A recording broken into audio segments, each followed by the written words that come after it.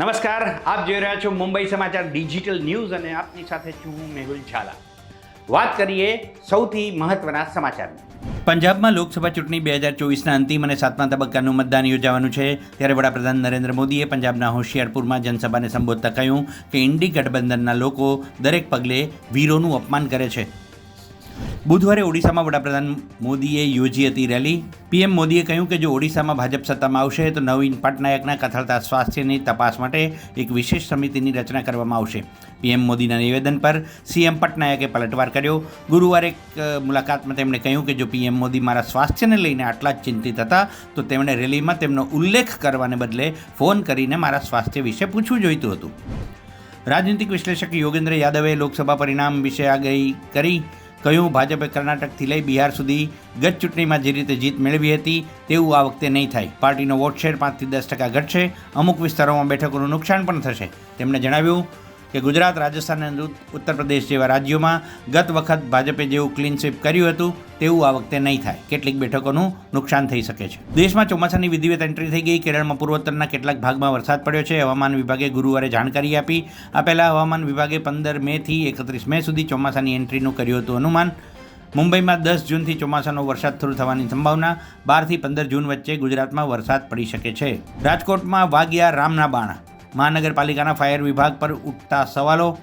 રાજકોટ ભાજપના સાંસદ મોકરિયાએ ફાયર વિભાગના ભ્રષ્ટાચારનો કર્યો પર્દાફાશ. રામ મોકરિયાએ રાજકોટ મહાનગરપાલિકાના ફાયર વિભાગના ડેપ્યુટી ઓફિસર ભીખાભાઈ ઠેબાને ફાયર ઓનર્સી સર્ટિફિકેટ માટે 70,000 રૂપિયા આપ્યા હોવાનો કર્યો દાવો. ઘટના 1 SIT 2. રાજકોટ અગ્નિકાંડમાં રાજ્ય સરકારે પહેલાં આઈજીપી સુભાષ ત્રિવેદીના વડપણ હેઠળ સ્પેશિયલ ઇન્વેસ્ટિગેટિવ ટીમ બનાવી હતી. સુભાષ ત્રિવેદીની ટીમે રાજકોટ જઈ ઘટનાસ્થળની મુલાકાત લીધી. ત્રિવેદીની ટીમે હજુ પોતાની તપાસ શરૂ જ કરી છે. ત્યાં રાજકોટ જિલ્લા ડીવાયએસપી ભરત બસિયાની આગેવાનીમાં બીજી એક SIT રચી દેવામાં આવી. રાજકોટના TRP ગેમ ઝોનમાં લાગેલી ગોઝારા આગમાં 30થી વધુ લોકોએ જીવ ગુમાવ્યા છે. આ અકસ્માત પાછળ જવાબદાર કોણ? રાજકોટ મહાનગરપાલિકા અને સરકારી અધિકારીઓ વચ્ચે ક્યાં ભૂલ હતી, ક્યાં બેદરકારી હતી વગેરેની તપાસ માટે રાજ્ય સરકારે રચેલી SIT ટીમની તપાસની સાથે એન્ટી કરપ્શન બ્યુરોએ પણ હાથ ધરી તપાસ. રાજકોટના 2 ભૂતપૂર્વ પોલીસ કમિશનર, મ્યુનિસિપલ કમિશનર સહિત જવાબદાર વ્યક્તિઓને ત્યાં SCBની 5 ટીમો દ્વારા દરોડા અને પૂછપરછ.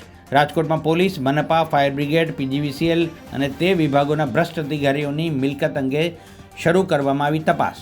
આતંકવાદી સંગઠન ઇસ્લામિક સ્ટેટે આવતા મહિને ન્યૂયોર્કમાં ભારત અને પાકિસ્તાન વચ્ચે યોજાનારી T20 વર્લ્ડ કપને મેચને લઈને આપી છે ધમકી. આ પછી અહીં સુરક્ષા વધારી દેવામાં આવી. ન્યૂયોર્કના ગવર્નર કેથી હોયુલે જણાવ્યું કે તેમણે ન્યૂયોર્ક પોલીસને સુરક્ષા વધારવાના આપ્યા છે આદેશ.